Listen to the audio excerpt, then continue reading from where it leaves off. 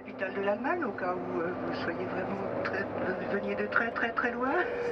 Et c'est un peu compliqué parce qu'elle n'a pas toujours été, en tout cas cette partie-là de Berlin. Le reste du pays qui a 6,6%, qui a 2 fois moins de chômage qu'en France. De recherche. Regardez la taille de cette avenue sur la droite et sur la gauche. Et ceci est tout à fait inhabituel pour une ville européenne. Depuis le début du XXe siècle, pratiquement. Donc ici, c'est un blocus pendant presque un an et ne fut approvisionné que par avion. Nous sommes sur une très grande avenue. Les lampadaires que vous voyez sont encore d'Albert Speer. Vous avez entendu parler du personnage? Oui. Alors c'était dans la folie. Hitler détestait Berlin absolument. D'ailleurs, il y mettait pas les pieds le moins possible. Il a décidé d'y mourir et c'est tout. Elle aurait dû être capitale du monde aujourd'hui et dans 1000 ans encore. Mais jamais, le nom de Berlin ne serait réapparu. Elle s'appelait Germania, car elle détestait Berlin. Le nom de Berlin devait disparaître de la carte. Et donc, ce qui s'appelle la porte de Charlottenburg. Moi aussi.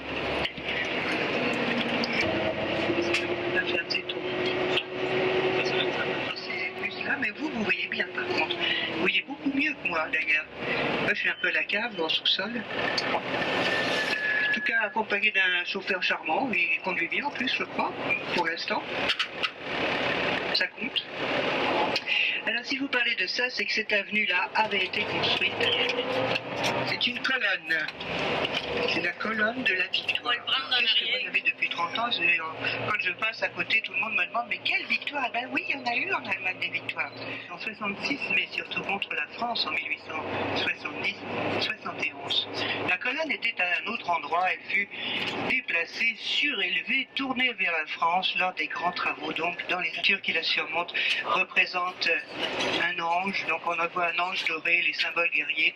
Même on a oublié que les décorations dorées sur le fût de la colonne sont en fait des canons pris aux Français. D'ailleurs, non, les Français ne tiraient pas. On a de grandes avenues, on a une ville plate, on est sur une grande plaine. Et fin septembre, puisqu'il est à il pleut presque tous les jours. Vous avez eu beau temps pour votre croisière? Oui, ça va très bien. Je vais essayer de la prendre parce que vous allez apercevoir sur la droite, au loin, la porte de Brandebourg. Le président de la République a des pouvoirs qui peuvent être importants, mais en général, il n'en use pas. C'est-à-dire qu'il contresigne les lois, ce qui est un travail. Et sa vitesse maximale est d'1 km/h. C'est vraiment pas beaucoup. Et quelquefois, quand il fait très chaud, parce que ça arrive aussi, eh bien, elle recule vers la source. Der Welt, la maison des cultures du monde. C'était un cadeau à l'origine, c'est-à-dire en 1957, des États-Unis à la ville de Berlin pour relancer l'économie, lui offrir un palais des congrès par un des plus grands architectes de son époque, Max Stubbins, et le bâtiment s'était écroulé en 1944, sombre que vous voyez. 69 cloches, et il y a des concerts, le plus souvent mécaniques, mais quelquefois un carillonneur vient actionner le mécanisme, et on entend la musique dans tout le parc. La salle plénière du Bundestag dans le bâtiment du Reichstag. Il est très connu car ça a toujours été le Parlement, même si pendant longtemps il a été fermé car les dictatures n'aimaient pas beaucoup les parlements.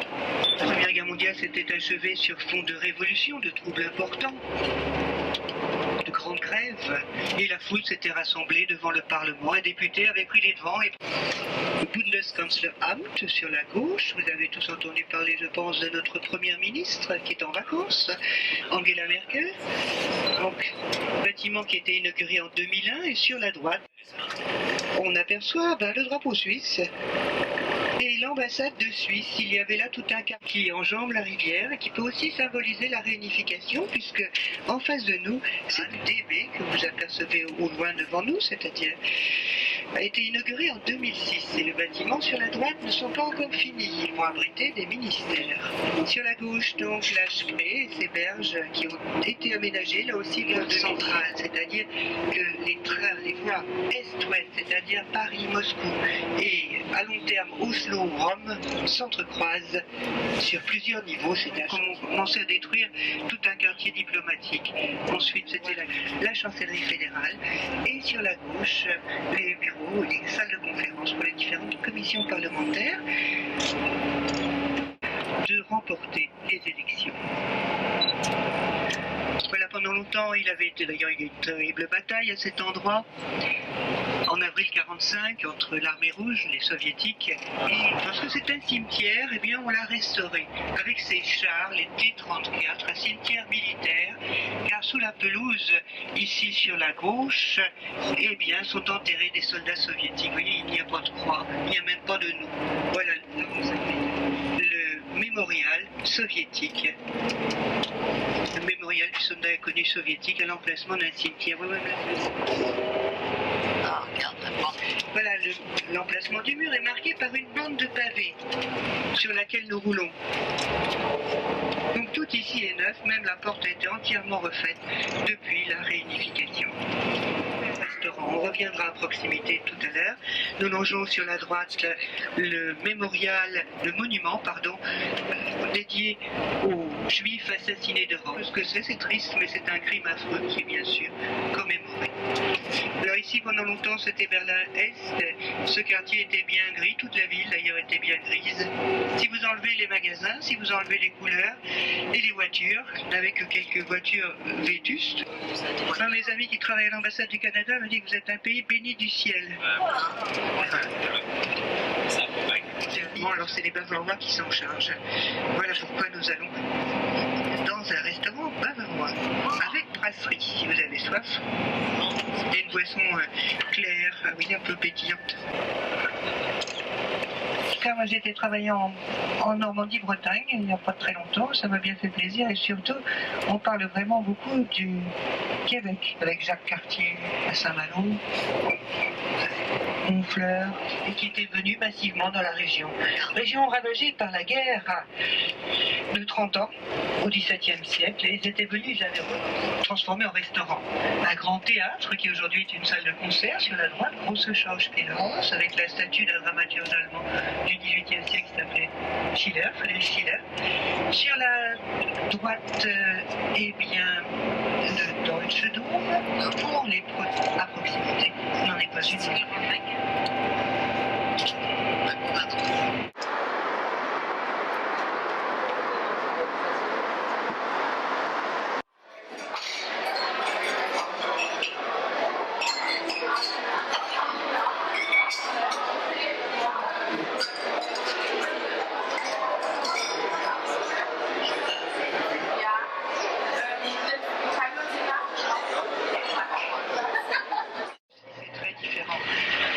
Ce n'est pas une ville comme les autres. Il faut dire qu'ici, c'était la partie communiste de la ville.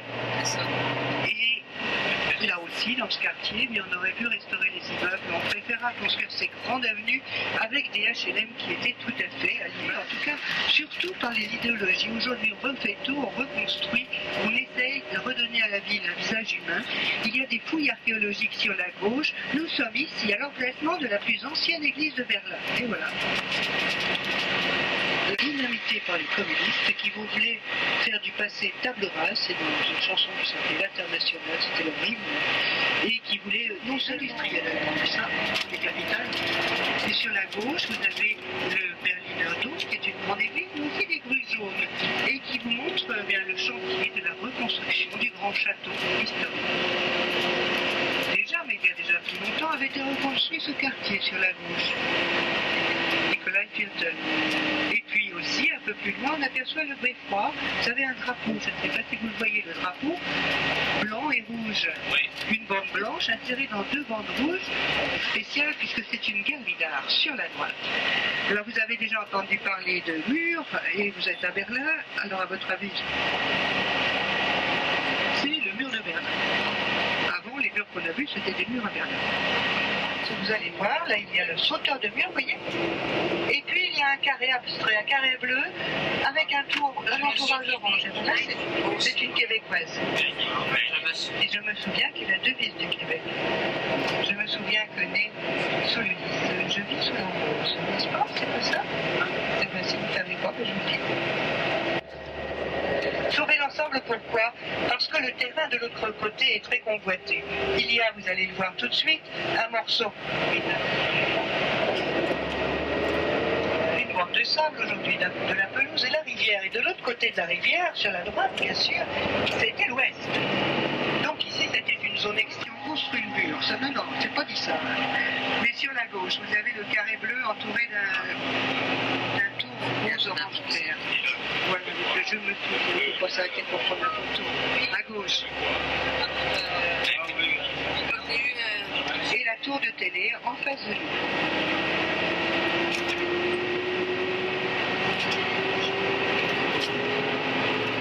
Dans un style très particulier. Nous sommes sur la Karl Marx allée, qui pendant longtemps s'est aussi appelée la Staline allée. Ici, dans un Berlin dans l'après-guerre, eh bien, le Parti communiste de la ville, pour l'anniversaire de Staline, c'était en 1950, c'était pour ses 70 ans, fut décidé une grande construction, une allée de parade, et des moyens extraordinaires furent dépensés. Si pour la première fois, les ouvriers construisaient majestueux cette grande avenue, mais pendant bien longtemps, elle était bien triste. Et c'était déjà dès les années 70, elle ne s'appelait plus la Staline allée, elle s'appelait la Karl Marx allée, non qu'elle la grâce. On traverse la partie moderne ici, qui était, il y en a peut-être à nouveau, moi je connaissais quiconque, mais je suis vraiment les vieilles générations. La planète des singes révolution, ça doit être un nouveau film. Un marché au bœuf, l'élixir de la vie. 1805, arrive le tsar de Russie, une alliance contre Napoléon avec le roi de Prusse, et à cette occasion, eh bien, on rebaptise le marché Alexanderplatz. C'est un lieu précieux, la Fernsehturm. On refait l'immeuble sur la droite. Date de la fin du XIIIe siècle, on n'a pas de grande cathédrale à Berlin, car l'histoire est beaucoup plus récente. Ici, c'est la plus ancienne église.